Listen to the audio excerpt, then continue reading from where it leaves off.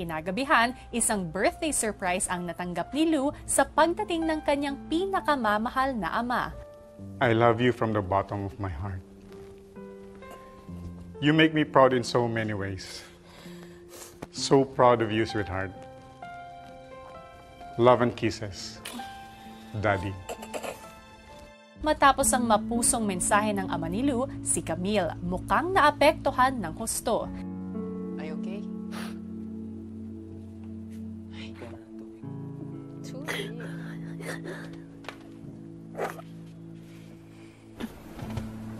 I miss my father.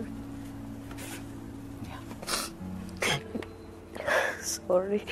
It's okay, it's okay. Kuya, gusto ko sumigaw. Isigaw mo lang yan. Ah! Sobra akong inggit. Inggit na inggit ako. Iniisip ko po, sana ako din. Sobrang namiss ko lang po, kuya, yung tatay ko. Kaya po, di ko napigilan yung emosyon ko. Sabi ko, buti pa siya, may tatay.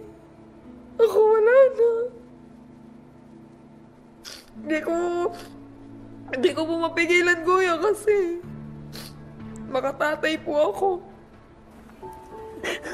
Actually, nung nakita ko si Lou, tapos ikaw, nakita ko, may tanong sa isip ko, bakit sobrang napiktuhan siya? Daddy's girl. Ako, 15 years old po ako. Nagkasakit po si Papa ng TB. Tapos po, lumala po yung TB niya, naging cancer po. Tapos yung cancer niya, naging stage 4 po agad. Yun po yung time na sabi ko, masaya ako kasama ko si Papa, pero kung nakikita ko po siyang nahihirapan, sabi ko, Lord, kunin niyo na po siya kasi hindi ko po kayang nakikita siyang ganun na nasasaktan. Yung pinagsamahan po namin ng Papa ko, sobrang hirap po. Sana kahit, kuya, kahit ganun lang yung buhay, kahit ganun na mahirap na hindi kami kumakain. Kasama ko lang siya, kuya. Sobra ako nalulungkot. Sobrang lucky na meron pa rin silang father. Ilang sandali pa, dumating na rin ang ibang housemates para damayan si Camille.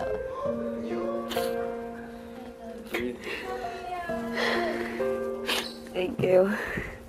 Hindi muna ako. Thank you. It's amazing to watch, diba? Father and a daughter's bond. It's really strong. Okay ka lang, Kams? You good? Water? Yeah. Thank you. Ooh. Miss you. Sobra.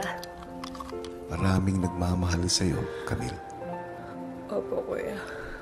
Kaya marami kang pag-uugutan ng lakas ng loob, lakas ng pagkatao, at determinasyon para lumaban sa buhay.